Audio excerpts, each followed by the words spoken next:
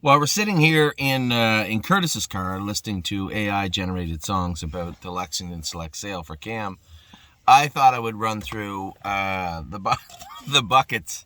I got them. I was up early, 6 o'clock this morning, 6:20 this morning, to make sure I got the buckets right, and went over them a bunch of times. Now, for everybody that has shares in the buckets, you're going to have a good 24, maybe 48 hours. It might be a better idea to let people move their shares around how they want. Right? We bought 12 horses in total. I thought we did a fantastic job. Dollar for dollar. You can't come into Lexington, and we weren't looking for, throwaway horses on day one. We got horses we wanted. We didn't get the first ones we wanted because they went for $400,000, but we got all the types of horses we wanted, and I think we came in under budget all the way across. Right? We had right now, I guess the top end trotter buckets and pacing buckets were great, but the horses we purchased, horse by horse by horse, I don't think we didn't buy one horse for six figures, did we? Not one. I thought there was one. Nope. No, there was not. The highest one we bought was $87,000 on yesterday, the pacing filly. So I'm going to go through the buckets, but I just want to recap yesterday quick. I was so pleased to see Arrowhead Hanover go out with not one, but two wins. He won the Standardbred and he won the Keystone Classic. He's gone to the field. Congratulations to all my partners. The horse was awesome. Serious Dragon a little bit short, and I don't think he likes, that's a great trip. Kane gave the horse a great trip, second over, but I think he likes to ride the wood and ride a helmet. In the last turn, he kind of gets on the line, gets running in. To me, that's where he started. That's where the descent started, is where he was on the right line a little bit in the last turn, second over. You could see him just gradually regress throughout the turn and then flatten down the lane. Now, Stacy was going to get him scoped, but we've scoped him 2 or 3 times, haven't found any blood yet. So I'm a little skeptical that it was the bleeding, but again, he was short. He was in a place that maybe he wasn't the most fond of, and he just raced flat. But it's hard to judge a horse that's been off like 3 weeks almost. Westland Warrior was great. I had told Chris when I spoke to him, I said, hey, both these trotters can win, but they're both a little bit tricky. Westland Warrior's nice gated, but he got a little pacey on me in the qualifier. But we had him shod the day before. Jason and everybody is working on his feet. I expect the horse will bounce back well for you. Just play it by ear. He said nothing he does will surprise you. Just feed him into the gate late and just drive him. If he feels good, hey, don't worry about it. Forget everything I said. If he's a little tender in the corners, then he'll let you throttle him back too. He was pacey on me in the end of his qualifier, and all I had to do was grab a hold of him. The horse was fine. So I said, you drive him how you want. I could see Chris chasing him down the lane, and the horse trotted through the wire, no problem. It was nice to get a 2-year-old mark on him, 59-4, especially in a race where we're coming into Corbin now with this horse. So a great job by Chris Lems with the horse last night. Thoroughly pleased on both those drives, but especially with Westland Warrior winning. Now I'm fancy like, yes, she got roughed up. You can't, I had somebody say, Daniel Dubé drove her bad. I guarantee you, if I'd have flown to New York, I would have driven her the exact same way. Left out. Mark was bending his horse over backwards to let her go at the quarter pole. She put a couple of steps in, and he had to park her. If I had been driving her, the exact same thing would have happened with I'm Fancy Like. So I certainly can't complain about that. Megan, I almost was tempted to send a truck and bring her back to Ohio for the consolation on Sunday, and I said, well, back in 5 days, kind of mean. And then Megan had said, well, no, she was full of mucus. I said, well, her parked was full of mucus. Well, it's the way it is. So we're going to have to probably wait a week with her. It's just the way racing is. I know it was frustrating. Nobody wants to see your horses get parked, but you can't blame Daniel Dubé for that. I would have driven the horse the exact same way. And Casanova Hall, great race by Chris Lems again. I told him, I said, I don't want to tell you, man. I said, I think we have him good, but just be careful because he will make breaks in weird places. He'll get a little out of gear coming to the half, but the horse is infinitely better. We might have taken a little bit of velocity off him. He tried a 58 last night, first over, a great mile. Did we, in the shoeing we have, did we slow him down in such a way that maybe that 56-27 is a little elusive right now? I guess I have to ask you, are you more happy having a horse that's going to trot flat every week and race in classes we can race him in competitively, or a horse that's on the edge and will make a break but shows fast miles? I'm going to pick the first.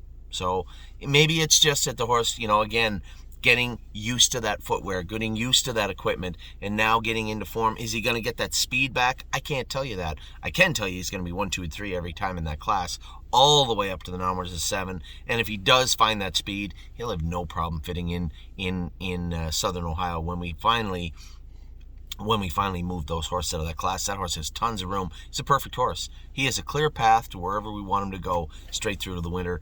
And I think the number one win from him so far is that we got him in a comfortable gait where he's not going to make breaks and he's not going to get agitated. He certainly seemed pretty good to me last night. So a great night of racing last night. We have 3 more coming up today: Insider Trading, La Dorienne, and Rock Shining Star. And then Friday, I did talk Amy into coming back down with the kids. The kids are going to play hooky on Friday. They're going to come down to Kentucky. We are going to go out to the field and see the babies. I haven't confirmed that with Haley. I don't think that'll be a problem. My plan is to go out to the field, look at all our babies, not the yearlings, because I think they're actually on their way to Ohio, but all the weanlings that we have. I think we have 8, if I'm not mistaken, and we'll go look at them on Friday, and then Friday night probably go to the sale. There's not as many Ontario breds on Friday night, guys, so I don't know what we're going to do Friday night. We have 15 today, I believe, on my list. And speaking of lists, we have the buckets. Now, I am open to some suggestion in regards to where the horses go. Mathematically, financially, I think the buckets fit perfect right now. One bucket's a little bit over, a bunch of them are a little bit under, but I'm really, really, really enthusiastic about what we have going on with the buckets. So I'm just going to run through them.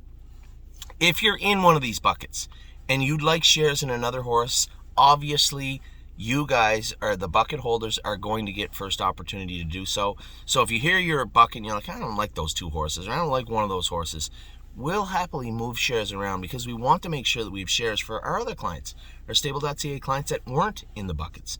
I understand why you may not have got involved, and I am perfectly fine with that, as long as we have enough people to make sure that we can get those horses for you. So for those people, it's only fair. They get first opportunity. So premium bucket number 1, I put maybe one of the best purchases we made yesterday. I know that Ron, one of our newest clients, had bought into the Pacing filly, and he looked at me before she went in the ring and he said, "What do you think she'll bring?" I said 70 to 85,000. He said, "Anthony, I think you're missing an entire digit." He said, "I think she's going to bring 6 figures. She's going to be over 100. I said, I don't think so. I said, okay, well, I can't buy her for that, so we'll wait and see. We ended up stretching just a hair to 87,000. I thought she was so easy. Here is a big, gigantic, beautiful filly by Perfect Sting, out of a sister to Big Jim, and her brother made $250,000 winning 150 and paced 49. You can't not like this filly. She is an absolutely beautiful filly. She is going into bucket number, the premium bucket A. Her name is Perfect Thought. And then I put her other guy that I thought was a bit of a sleeper in this sale for people, Captain Doolittle. That's the Captain Corey, brother to Father TJ.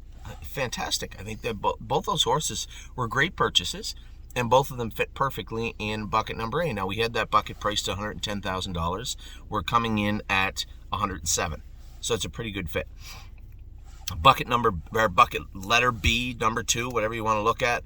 I thought one of the most impressive looking horses of yesterday, a filly. I put this filly in here. I could have put her in the filly bucket, but we had a number of different ways to go. I needed to put horses into this bucket. And again, if you're in the filly bucket and you say, I wanted Degas, I wanted that filly, that's fine. We can work you in. There's lots of room in bucket B for everybody. If you want to jump in, switch around, that's perfectly fine. I need to get the preliminary ones to Wendy so she can work on them.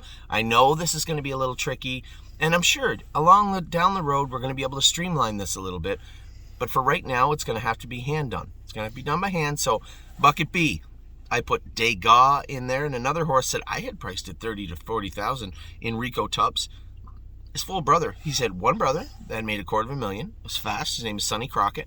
He had 3 fillies in the family that weren't that good at all, and the next colt was the full brother to Sonny Crockett. Now this is a beautiful colt.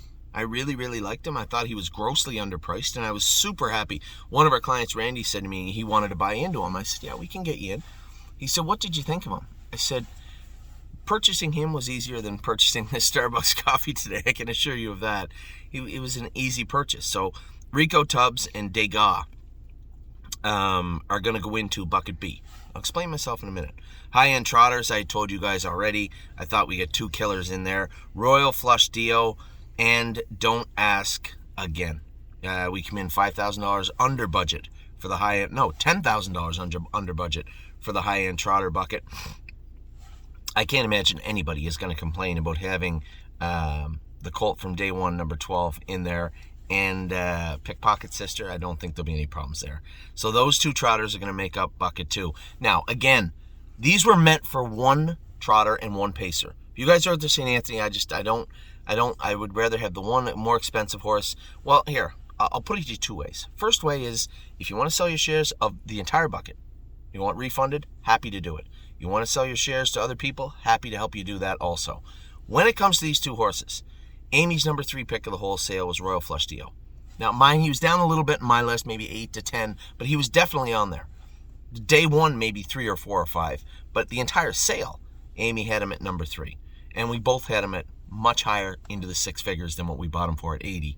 And then Don't Ask Again. I have no qualms about it. I'm going to tell everybody right now. She was going to be my top trotting filly. She was going to make up the entire bucket, and instead, price-wise, she came in under half. And that is where we put Don't Ask Again. This is Pickpocket Sister by Captain Corey. So again, super simple purchases for a high-end trotting bucket. The high-end pacer, that was easy too. Now, I can't tell you I would have went to $160,000 on Sweet Lake, probably low 6 figures. And again, Solidarity, I told you, the only reason we bought Solidarity is because he fit perfectly in this bucket with Sweet Lake. This is the Sweet Lou and the Tall Dark Stranger first foal from Kissing in the Sand. Again, super easy to make it up. And again, if anybody wants out, please let me know, because there are people dying for these shares. Maybe not dying. I don't think anybody's died, but it's more of a saying than anything else. Okay, yeah, it is. Eager. Eager. But beyond eager, do we have something more strenuous than eager? The source. I don't know. Ask AI music. I loved it.